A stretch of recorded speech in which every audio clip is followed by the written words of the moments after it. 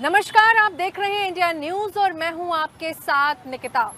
वक्त हो चला है शाम 6:30 बजे का हमारी स्पेशल ग्राउंड जीरो रिपोर्ट का, जहां हम आपको दिखाएंगे प्रदेश की तमाम बड़ी खबरें जिनका आपसे होगा सीधा सरोकार। तो सबसे पहले रुख करेंगे काशी यानी वाराणसी का, और वाराणसी से बड़ी खबर आपके टीवी स्क्रीन पर सुनिए। मध्य क्षेत्रीय परिषद की बैठक होनी है, जिसको लेकर के मध्य क्षेत्र परिषद की आपको बताते चले ये 25वीं बैठक। अध्यक्षता गृह मंत्री अमित शाह करेंगे इस बैठक को लेकर के। सुरक्षा, विकास समेत कई मुद्दों पर होगी चर्चा।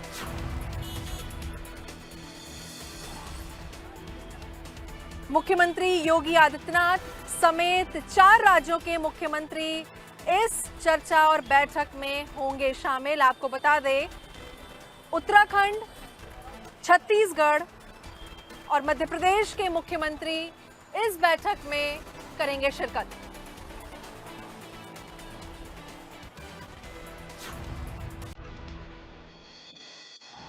तो ये काशी से बड़ी खबर आपके टीवी स्क्रीन पर, जहां अमित शाह की अध्यक्षता में ये बैठक होनी है।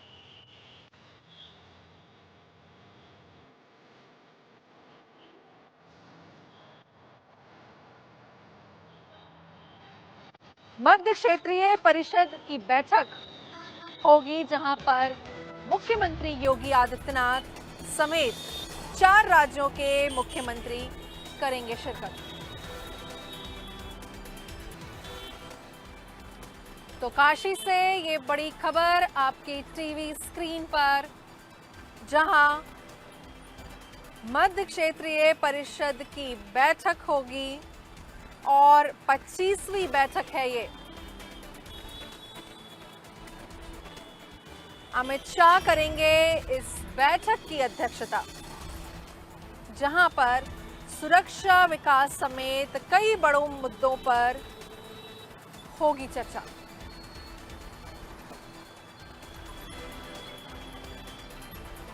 आपको बता दें, उत्तराखंड, छत्तीसगढ़, मध्य प्रदेश और उत्तर प्रदेश के मुख्यमंत्री इस बैठक में होंगे शामिल। चलिए अब सीधे रुख करेंगे, मेरे सहयोगी जमील अहमद वाराणसी से मेरे साथ जुड़ गए हैं। जमील, ये 25वीं बैठक होनी है, जहां पर 4 प्रदेशों के जो मुख्यमंत्री है वो शिरकत करेंगे और अमित शाह की अध्यक्षता में ये बैठक होनी है। अपडेट कीजिए। देखिए, बिल्कुल आपको बता दूं कि केंद्रीय गृह मंत्री अमित शाह आज वाराणसी पहुंचे। 2 दिवसीय दौरे है उनका, और इस दौरे में जो 4 प्रदेश के मुख्यमंत्री है उनका बैठक करेंगे। यानी कि अमित शाह खुद अध्यक्षता करेंगे और तमाम जो मुख्यमंत्री होंगे उनके साथ उस प्रदेश के तमाम आला अधिकारी मौजूद होंगे, और बैठक में उन 4 राज्यों के बारे में बात की जाए कि कैसे उस प्रदेश का डेवलपमेंट किया जाए, वहाँ की जो समस्याएं है उसको कैसे निस्तारण किया जाए, और तमाम जो नीतियां हैं उसको लेकर उस पर बैठक की जाएगी। और ये ऐतिहासिक नगरी है काशी, और प्रधानमंत्री नरेंद्र मोदी का संसदीय क्षेत्र है, तो इसलिए बहुत ही बड़ा ऐतिहासिक ये पल है। ऐतिहासिक बैठक भी कर सकते हैं इसको, क्योंकि ऐतिहासिक बैठक इसलिए क्योंकि अगले 2027 में उत्तर प्रदेश में विधानसभा चुनाव होने हैं, और 2029 में लोकसभा चुनाव इसको देखते हुए ये बहुत ही ऐतिहासिक बैठक समझ सकते हैं, क्योंकि उत्तर प्रदेश में भारतीय जनता पार्टी की सरकार है, और यहाँ के सांसद खुद नरेंद्र मोदी हैं, तो लगातार इस तरह की चीजें देखने को बिल्कुल। मिल रही है। और इस बार सबसे बड़ी खास बात तो ये है कि किसी राजधानी को छोड़कर प्रधानमंत्री नरेंद्र मोदी के संसदीय क्षेत्र वाराणसी को चुना गया है।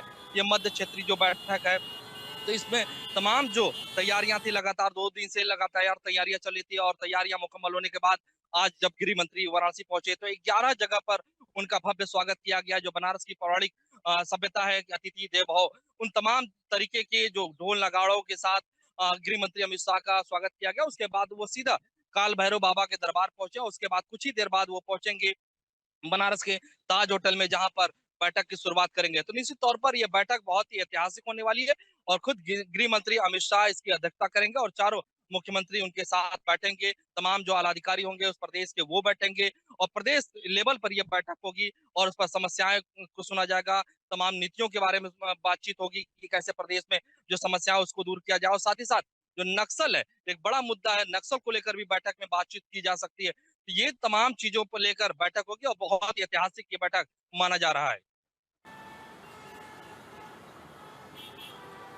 जमील, निश्चित तौर पर 2027 और 29 की अगर बात की जाए तो उस लिहाज से भी ये बैठक बेहद महत्वपूर्ण मानी जा रही है। बिल्कुल, देखिए 2027 में उत्तर प्रदेश में चुनाव होना है, और ऐसे में अगर भारतीय जनता पार्टी की बात की जाए तो भारतीय जनता पार्टी 365 दिन चुनावी मूड में होती है, और निश्चित तौर पर अभी बिहार में चुनाव होना है, लेकिन अभी उत्तर प्रदेश के चुनाव की तैयारी, यानी कि बनारस से अगर ये बात अगर चर्चा होगी तो निश्चित तौर पर बनारस में 2027 के चुनाव का इसे आगाज भी कह सकते हैं। और आगे 2029 में लोकसभा का चुनाव है, तो लोकसभा और जो प्रदेश के विधानसभा चुनाव है, इन तमाम मुद्दों पर बातचीत होगी कि संगठन को कैसे मजबूत किया जाए, संगठन को किस तरह से और भी धार दिया जाए, एक एक कार्यकर्ता को कैसे भारतीय जनता पार्टी की जो पाठशाला है उससे पढ़ाया जाए, बताया जाए, ताकि पार्टी की मजबूती जो है वो लगातार कायम रहे। निश्चित तौर पर अमित शाह चाणक्य कहे जाते हैं भारतीय जनता पार्टी के, तो निश्चित तौर पर ये कहा जा सकता है कि 2027 के चुनाव को भी मद्देनजर रखते हुए ये बैठक रही है। बहुत शुक्रिया जमील, हमारे साथ जुड़ने के लिए। आगे के अपडेट्स के लिए भी आगे आपका रुख करेंगे। फिलहाल अभी के लिए शुक्रिया।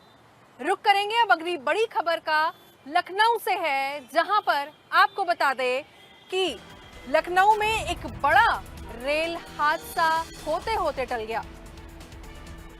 मल्हौर स्टेशन की बात है, जहां पर स्टेशन के पास हादसे की जो पूरी साजिश थी वो नाकाम रही, और भारी भरकम लोहे का ढांचा से टरकाई ट्रेन। लोको पायलट की सतर्कता से जो यात्री हैं, जो उस रेल में सवार थे, उनकी जान बचाई गई।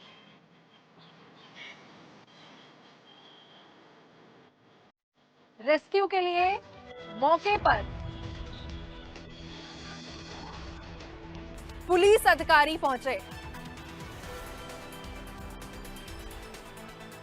अब लखनऊ से मेरे सहयोगी रवि इस खबर पर लाइव जुड़ चुके हैं। रवि, क्या ये साजिश थी जिस तरीके से ये रेल हादसा सामने आया है, और अकलमंदी से काम लेते हुए यहाँ पर उन तमाम यात्रियों की जान बचाई गई? अपडेट करिए, क्या था पूरा मामला? बिल्कुल, आपको बता दें कि ट्रेन संख्या के 572 आनंद विहार से गोरखपुर जा रही थी। इंजन जो चालक था उसकी सतर्कता के चलते हुए ये पूरी बड़ी घटना जो हो सकती थी उसको तुरंत ही रोका जा सका, और इस पूरी घटना की जानकारी है वो आरपीएफ रेलवे अधिकारी, इसके अलावा गोमती नगर पुलिस को दी गई, और जिसके बाद मौके पर सभी पुलिस के अधिकारी है और टीम पहुंची है, और जिसके बाद गोमती नगर पुलिस ने इस पूरे मामले के एफआईआर दर्ज कर लिए, सीसीटीवी खंगाले जा रहे हैं। हमसफर एक्सप्रेस है वो बताया जा रहा है कि आनंद विहार से गोरखपुर जा रही थी, उसी दौरान जो मल्हौर रेलवे स्टेशन है वहाँ पर हादसे की बड़ी साजिश है वो नाकाम हुई है, और जो एक लखनऊ में बड़ा हादसा हो सकता था, रेल हादसा, उसको टाला गया है। और सबसे बड़ी बात यह है कि इंजन चालक सतर्कता के चलते हुए ये पूरी घटना है वो टाली गई है। और बताया जा रहा है कि जो हमसफर एक्सप्रेस जब आ रही थी उसी वक्त लोहे का एक होल्डिंग जैसा स्ट्रक्चर है वो टकराया था, और जिसकी बाद फिर जो इंजन का चालक था उसने तुरंत ही इस चीज़ को समझा और फौरन ही गाड़ी को रोका गया, जिसकी वजह से एक बड़ा हादसा हो सकता था।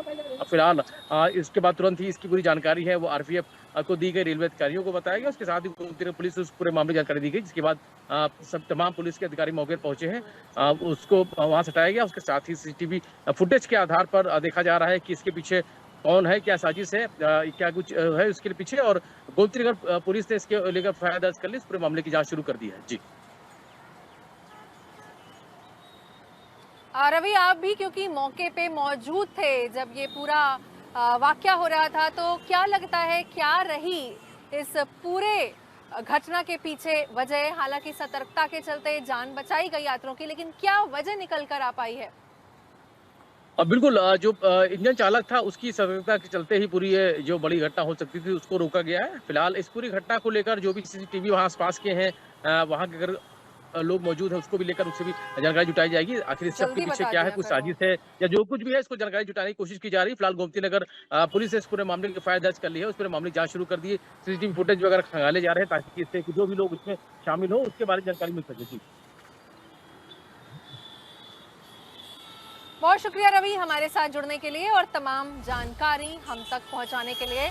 तो रुख करेंगे अगली बड़ी खबर का जो इटावा से आ रही है आपके टीवी स्क्रीन पर। आपको बता दें जिस तरह से भागवताचार्य के बाल काटे गए, यादव जाति के भागवताचार्य की जो चोटी है उसे काट दिया गया। ब्राह्मण समाज से भागवताचार्य की काटी गई चोटी यहां पर, और बाल काटने के बाद 5 घंटों तक बनाया बंधक। और जिस तरीके से चोटी काटने का वीडियो सोशल मीडिया पर वायरल हो गया है।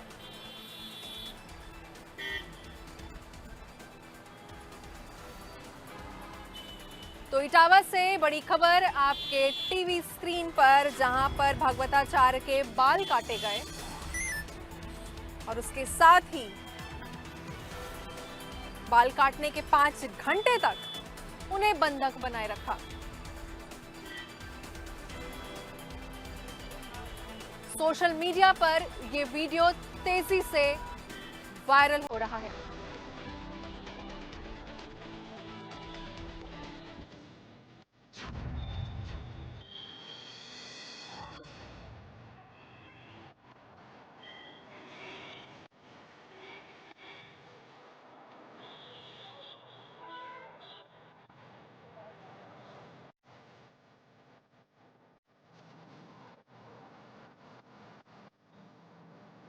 तो अब सीधे रुक करेंगे इटावा से। मेरे सहयोगी सौरभ सिंह मेरे साथ जुड़ चुके हैं। सौरभ, क्या है पूरा मामला जिस तरह से भागवताचार्य के यहाँ पर बाल काटने की खबर सामने आ रही है और सोशल मीडिया पर तेजी से ये वीडियो भी वायरल है? क्या है मामला, अपडेट कीजिए। जी, मैं आपको बता दूं, कल रात को इटावा के बकेवर थाना क्षेत्र के गांव में दादरीपुरा में जहां पर भागवत हो रही थी, वहां से ये वीडियो वायरल हुए हैं, जहां पर 2 भागवताचार्य को वीडियो में दिख रहा है कि भागवताचार्य को दोनों को कुछ ग्रामीण मार रहे हैं, पीट रहे हैं, उनके साथ अमानवीय व्यवहार किया जा रहा है और उनके बालों को भी काटा जा रहा है। जी, भागवताचार्य द्वारा भी बताया गया है कि उनके साथ मारपीट की गई है, अभद्र व्यवहार किया गया है और उनके साथ उनको बेइज्जत भी किया गया है। हालांकि इस पूरे मामले को तूल पकड़ लिया है और जो समाजवादी पार्टी और तमाम कई ऐसे संगठनों ने जाके एसएसपी इटावा से कार्रवाई के लिए गुहार भी लगाई है, जिसमें एसएसपी द्वारा कार्रवाई भी की जा रही है। जी, क्या पूरा मामला था सौरभ? क्यों बाल काटे गए? और ये भी सामने आ रहा है कि बाल काटने के 5 घंटे तक उन्हें बंधक भी बनाया गया। जी, मैं आपको बिल्कुल बता दूं, कल रात को ये वीडियो वायरल हुए जिसमें दोनों भागवताचार्य के साथ अभद्र व्यवहार किया गया और अमानवीय व्यवहार किया गया। बताया ये जा रहा है कि कथावाचक द्वारा भी बताया गया कि ब्राह्मणों का गांव था जहां पर ये दोनों कथावाचक परसों शुक्रवार को कथा का आयोजन किया जा रहा था। वहां इन दोनों कथावाचकों को कथा वाचने के लिए बुलाया गया था। दोनों ही कथावाचक कथा वाचने गए थे। कथा वाचते समय कोई बात हुई तो उन्होंने वहाँ जो ब्राह्मण का जो गाँव था उन लोगों ने पूछा कि तुम्हारी जाति कौन सी है, तो इन दोनों के द्वारा बताया गया कि हम यादव हैं। तो वो इसी बात को लेकर वहाँ विवाद बढ़ गया और ब्राह्मणों के गांव में यादवों को कथा वाचने को लेकर के ये पूरा विवाद बताया जा रहा है। जब वीडियो बनाया गया तो सोशल मीडिया पर वायरल हुआ, जिसको लेकर विवाद हुआ कि यादवों ने कैसे कथा वाची और यादव ब्राह्मणों के गाँव में आकर कैसे ब्राह्मणों से पैर छुड़वाए। ये सब इन सब बातों को लेकर कई बातों को लेकर इकट्ठा जब बातें एक साथ हो गई तो शनिवार की रात को ये सारा विवाद हुआ। जी, बहुत शुक्रिया सौरभ हमारे साथ जुड़ने के लिए और तमाम जानकारी हम तक पहुंचाने के लिए। तो अब रुक करेंगे अगली बड़ी खबर का जो कानपुर से है। आपके टीवी स्क्रीन पर एक दिल दहला देने वाली घटना। आपको बता दें जिस तरह से कानपुर में भाई ने ही अपनी बहन की हत्या कर दी और भाई ने हत्या के बाद सुसाइड की कोशिश की। मतलब भाई पहले अपनी बहन की हत्या करता है और उसके बाद सुसाइड करने की कोशिश करता है और आत्महत्या करने के लिए रेलवे ट्रैक पर पहुंचता है। अचानक जब ट्रेन आती है तो ट्रेन देखकर घबरा जाता है और बेहोश हो जाता है। पुलिस ने फिलहाल भाई को अस्पताल में भर्ती करवा दिया और पूछताछ के दौरान यानी तफ्तीश के दौरान भाई ने अपना गुनाह कबूल लिया।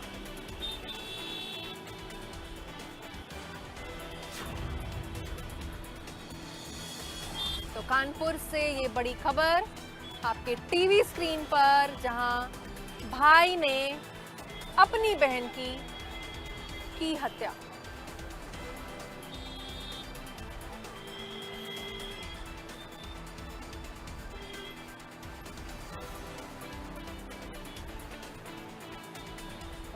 सीधा रुख करेंगे कानपुर का, जहां से मेरी सहयोगी ज़ेबा खान इस वक्त मेरे साथ इस खबर की डिटेल साझा करने के लिए मेरे साथ जुड़ गई हैं। ज़ेबा, क्या है ये पूरा मामला? भाई अपनी बहन की क्यों हत्या करता है और हत्या करने के बाद खुद ही रेलवे ट्रैक पर जाकर सुसाइड करने की कोशिश करता है?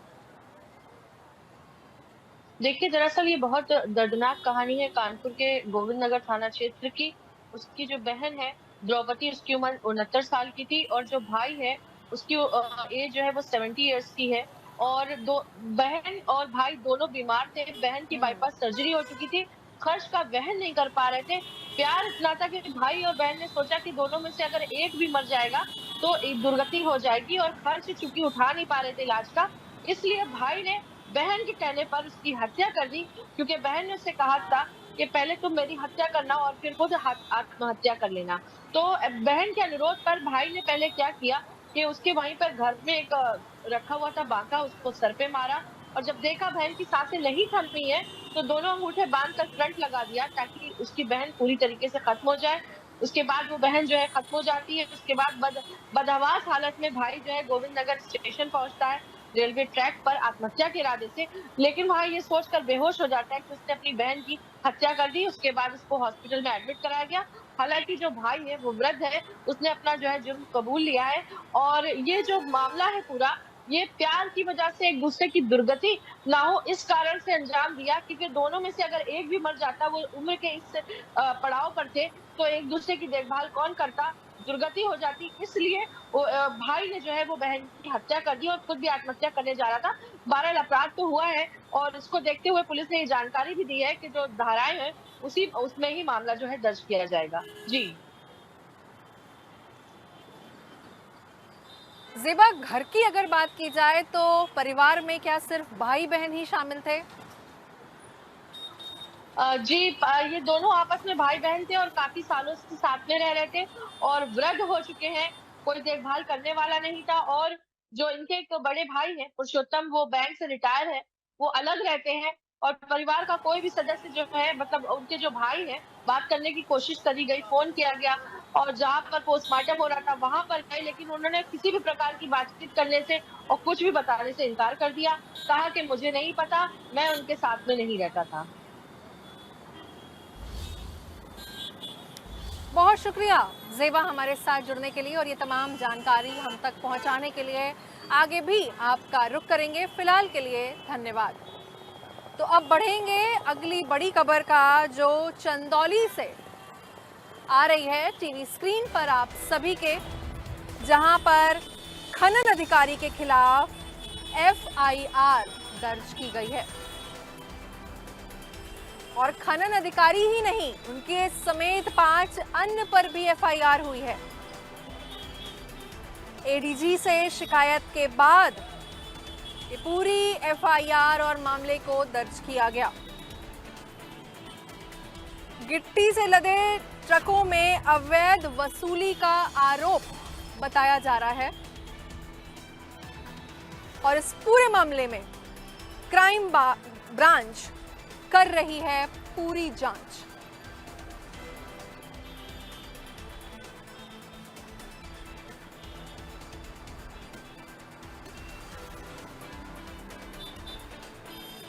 अब सीधे रुक करेंगे चंदौली से। मेरे सहयोगी अवनीश यादव मेरे साथ जुड़ गए हैं। अवनीश, क्या है पूरा मामला ये खनन को लेकर के, जहां पर पूरा मामला अब सीबीआई के हाथ में है? जी डेफिनेटली मैं बताऊं, चंदौली का पूरा मामला है और ये तारीख जो 17 जून की बताई जा रही है, जब गुलशन कुमार जो खनन अधिकारी, उन्होंने अपने 5 साथियों के साथ एक ट्रक ओनर से बातचीत की और बातचीत में एक ट्रक को छोड़ने का 1 लाख रुपया कीमत तय किया। ऐसे में 2 ट्रकों को 2 लाख रुपया लेके छोड़ भी दिया गया और 70,000 एक और ट्रक के लिए लिया गया, उसको छोड़ा नहीं गया, चालान किया गया। ऐसे में शिकायतकर्ता ने जब शिकायत एडीजी पीयूष मोडिया के यहाँ कराई है, उसके बाद से कल पुलिस ने एफआईआर दर्ज की है। सकलडीहा कोतवाली में एफआईआर दर्ज की गई है। ऐसे में बताया जा रहा है कि खनन अधिकारी गुलशन कुमार के साथ साथ 5 और लोगों के खिलाफ एफआईआर दर्ज की गई है। एफआईआर की अगर बात करें तो उसमें भ्रष्टाचार निवारण अधिनियम के तहत एफआईआर है, साथ ही साथ मारपीट करने की बात की गई है। कहा गया जो गाड़ी मालिक है, जो ट्रक ओनर है, उन्होंने शिकायत करी है कि गुलशन कुमार जो खनन अधिकारी अपने 5 गुर्गों के साथ पहुंचे थे और वहां पे उनके ड्राइवर के साथ मारपीट की। फिर एक जो बीच का डीलर है रमेश यादव, उससे बातचीत करने को कहा गया। फिर 2 लाख रुपए लिए गए। 2 लाख में 2 गाड़ियां छोड़ी गई। बाकी गाड़ियों के लिए भी कीमत लगाई जा रही थी। कीमत नहीं देने पे उन 2 गाड़ियों का चालान किया गया। ऐसे में शिकायत दर्ज कर ली गई है। जो शिकायत करता है उन्होंने सबूत के तौर पे पेन ड्राइव में रिकॉर्डिंग, ऑडियो क्लिप सारा कुछ प्रोवाइड किया है। जी बहुत शुक्रिया अवनीश हमारे साथ जुड़ने के लिए और ये सारी जानकारी हम तक पहुंचाने के लिए। तो रुक करेंगे अब अगली बड़ी खबर का, जो आपको बता दें नैनीताल से आ रही है आपके टीवी स्क्रीन पर, जहां पर उत्तराखंड पंचायत चुनाव पर रोक लगी है। नैनीताल हाईकोर्ट ने चुनाव पर रोक लगाई है और आरक्षण प्रक्रिया के चलते इस पूरे इलेक्शन पर रोक लगी है। आरक्षण प्रतिक्रिया को हाईकोर्ट में दी गई थी चुनौती और पिछली सुनवाई में हाईकोर्ट ने दिए थे निर्देश। राज्य सरकार से आरक्षण पर जो पूरा जवाब है वो मांगा गया था।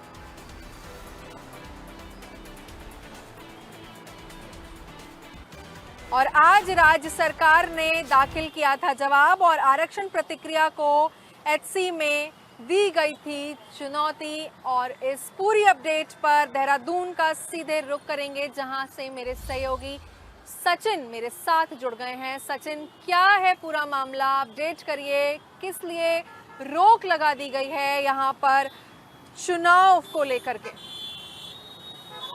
देखिए, जहाँ तक अगर पंचायत चुनाव की बात करी जाए, क्योंकि पंचायत चुनाव को लेकर लगातार काफी समय से जो है जो पॉलिटिकल जो राजनेता है वो इंतजार कर रहे थे।